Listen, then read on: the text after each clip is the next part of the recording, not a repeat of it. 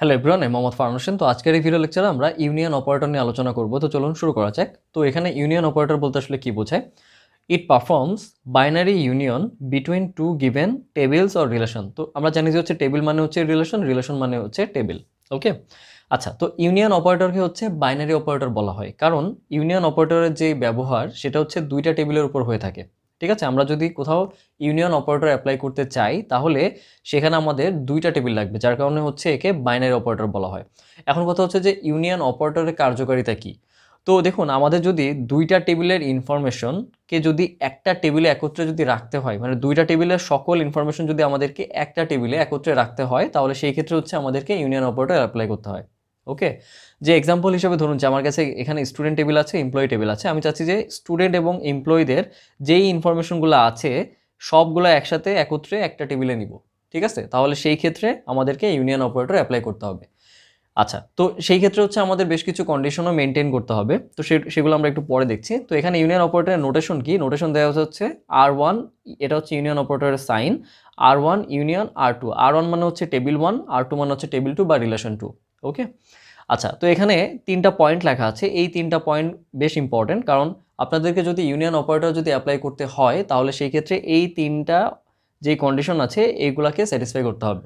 ওকে, প্রথম কন্ডিশনটা কি আছে? Here R1 and R2 must have the same number of attributes. মানে কি, যেই দুইটা টেবিলের উপর আপনারা ইউনিয়ন অপারেটর অ্যাপ্লাই করবেন সেই দুইটা টেবিলের নাম্বার অফ অ্যাট্রিবিউটস অবশ্যই সেম হওয়া লাগবে। ক্লিয়ার? ওকে, সেকেন্ড কন্ডিশনটা কি? যে data types of the attributes between two relations or table should be same. মানে কি, যে ডেটা টাইপটা সেম হওয়া লাগবে দুইটা টেবিলের মধ্যে। এটাকে যদি একটু ভাঙায় বলি, ধরুন আমার কাছে এই দুইটা টেবিল আছে, আমি চাচ্ছি যে এই দুইটা টেবিলের উপর ইউনিয়ন অপারেটর অ্যাপ্লাই করব। তাহলে প্রথম কন্ডিশন কি ছিল? যে এদের নাম্বার অফ অ্যাট্রিবিউটস বা কলাম সেম হইতে হবে। তাহলে দেখুন, এই টেবিলেও দুইটা অ্যাট্রিবিউটস বা কলাম আছে, এই টেবিলেও দুইটা অ্যাট্রিবিউটস বা কলাম আছে।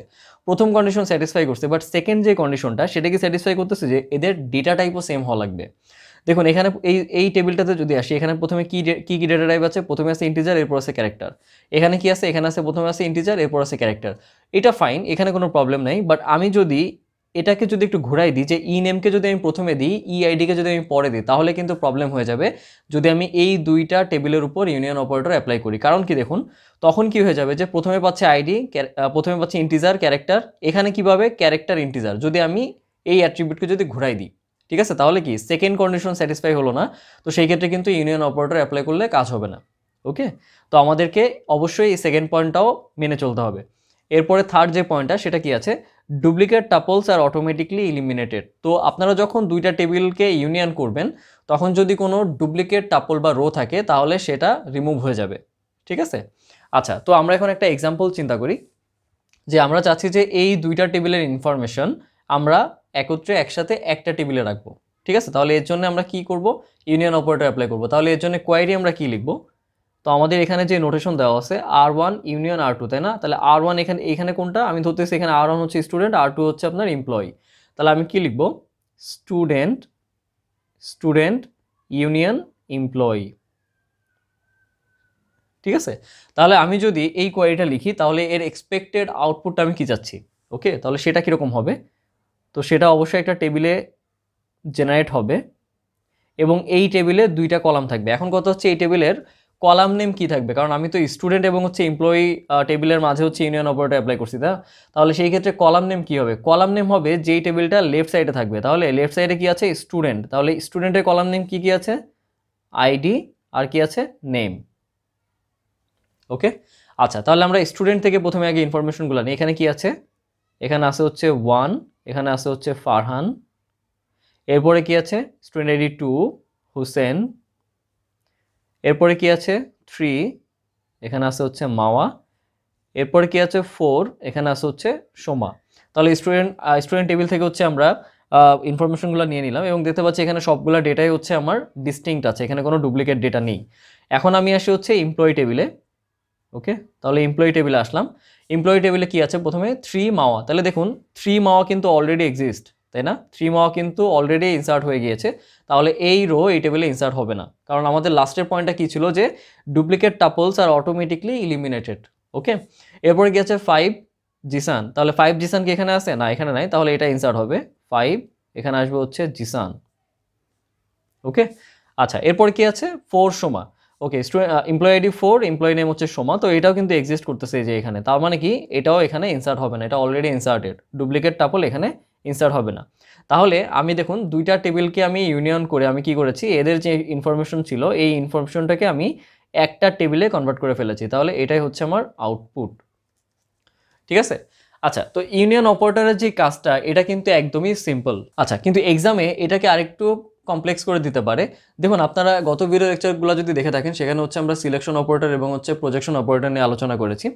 তো এই ক্ষেত্রে কিন্তু সিলেকশন এবং প্রজেকশন অপারেটর ব্যবহার করেও কিন্তু ইউনিয়ন অপারেটর অ্যাপ্লাই করা যায়। সেটা কেমন, যে ধরুন আমার এখানে যে এমপ্লয়ি টেবিলটা আছে, আমি এই টেবিলে একটা এক্সট্রা কলাম অ্যাড করলাম।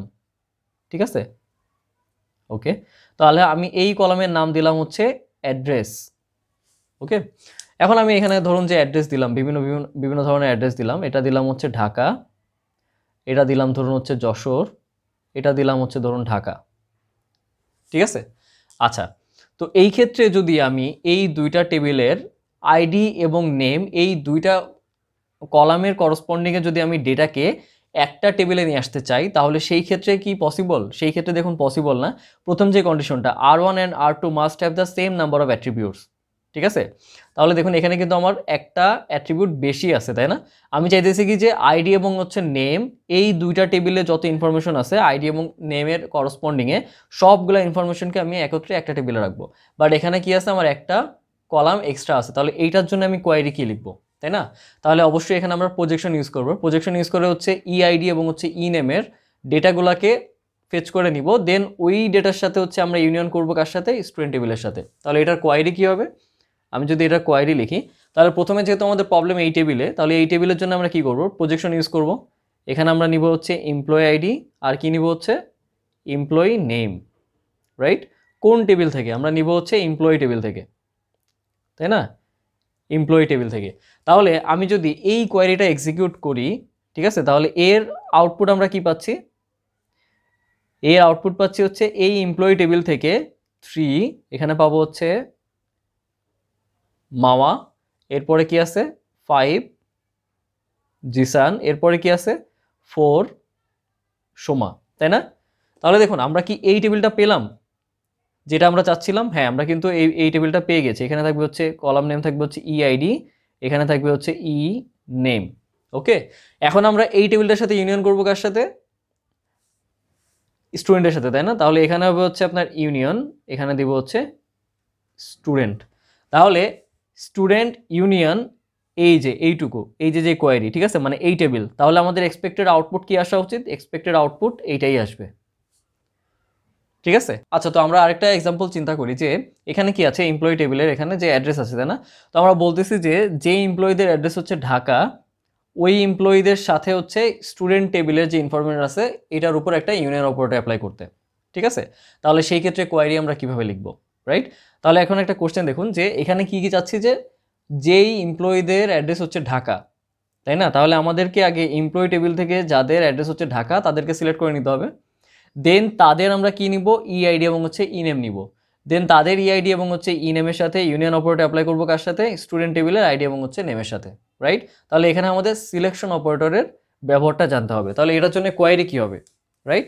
তাহলে এটার জন্য হচ্ছে কোয়ারি আমি এখানে নিচে লিখে দিচ্ছি। তাহলে প্রথমে আমরা যেটা করব, প্রথমে হচ্ছে আমরা সিলেকশন ইউজ করব, সিগমা। ঠিক আছে, এখানে আমরা লিখবো হচ্ছে যাদের অ্যাড্রেস হচ্ছে ঢাকা, ওকে, কোন টেবিল থেকে, এমপ্লয়ি টেবিল থেকে। ঠিক আছে, তাহলে যাদের অ্যাড্রেস হচ্ছে ঢাকা তাদেরকে হচ্ছে আমরা এই কোয়ারি দিয়ে ফেচ করে ফেলেছি। তাহলে আমরা পাবো হচ্ছে এই রো এবং হচ্ছে এই রো, দুইটা রো, তাই না, এই টেবিল থেকে। এখন এই টেবিল থেকে আমরা প্রজেকশন অপারেটর ব্যবহার করে ইআইডি এবং হচ্ছে ইনেমকে ফেচ করে নিব, ইআইডি এবং হচ্ছে ই নেম, রাইট? তাহলে যাদের অ্যাড্রেস হচ্ছে ঢাকা তাদের ইআইডি এবং হচ্ছে ইনেম পেয়ে গেলাম। এখন এইটুকের সাথে ইউনিয়ন অপারেটর অ্যাপ্লাই করব, এইটুকের সাথে হচ্ছে ইউনিয়ন অপারেটর অ্যাপ্লাই করব কোন টেবিলের সাথে, স্টুডেন্ট টেবিলের সাথে, রাইট?